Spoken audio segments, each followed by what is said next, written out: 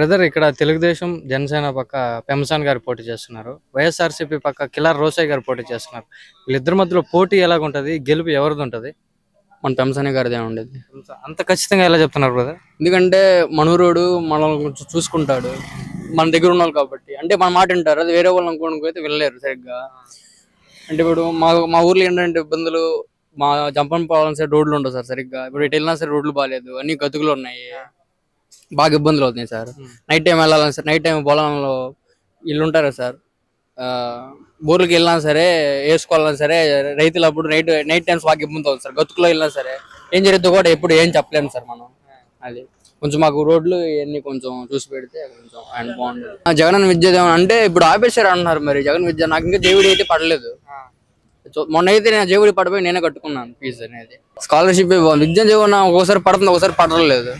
అది జాబ్స్ అసలు లేదు, చెప్పేది నేను తెలిసిందే కదా అందరికి. ఏం లేదు అసలు, అన్ని పడిపోయింది. ఇప్పుడు చాలా మంది ఎంత చదువునా సరే ఏం యూస్ లేకుండా పోతుంది ప్రెసెంట్. ఈ స్ట్రీట్ లైట్స్ బల్బ్స్ ఇవ్వన్నా, నైట్ టైం అసలు ఎక్కడా లేవు. స్ట్రీట్ లైట్ బల్బ్స్ ఉంటాయి కన్నా పోల్స్ కి, అవి ఇవ్వన్నా, అవి బాగా ఇబ్బంది అవుతుంది. ప్రతి అభిరూపాలెం సైడ్ అయితే మొత్తం ఉన్నాయి, మనూరు సైడ్ అసలు ఎక్కడ లేదన్న స్ట్రీట్ లైట్స్. మీరు అబ్జర్వ్ చేయండి, నైట్ టైం వచ్చి ఎక్కడ బల్బ్ అనేది లేదు. అంటే పెంసాన్ గారు వస్తే అభివృద్ధి ఏమన్నా మారుస్తారా? మారుస్తారు, వచ్చింది. మాకైతే నమ్మకం ఉంది. మాకైతే రెండిట్లో టీడీపీ జనసేన తెలుసున్నారు కాబట్టి రెండిట్లో ఒకటి ఖచ్చితంగా వచ్చింది. మా దగ్గర 10 రూపాయలు తీసుకుని 100 రూపాయలు ఎక్కువ చేసుకుంటున్నాడు. ఇప్పుడు కుటుంబం ఉంది, చిన్న కుటుంబం ఉంటే ఆ చిన్న కుటుంబం ఒక్క జాబ్ చేస్తే చాలు, జీవితం అంతా కుటుంబం బతికిపోయింది. అంతేనా? వీడు 10 రూపాయలు ఇస్తున్నాడు, 50 రూపాయలు మా దగ్గర. అలాంటప్పుడు ఇవన్నీ ఎందుకు? చక్క పరిశ్రమలు తీసుకొచ్చి జనాలు బాగా చూసుకుని అంత మంచిగా చూసుకుంటే బాగానే ఉండేది. అన్ని సీట్లని కదా. ఇప్పుడు అతను చేసేది ఏంటంటే కూటమి అనేది దేశాన్ని బాగు చేయాలి, మన రాష్ట్రాన్ని బాగు చేయాలని కూటమి మంచి లైన్ ఉన్నారు.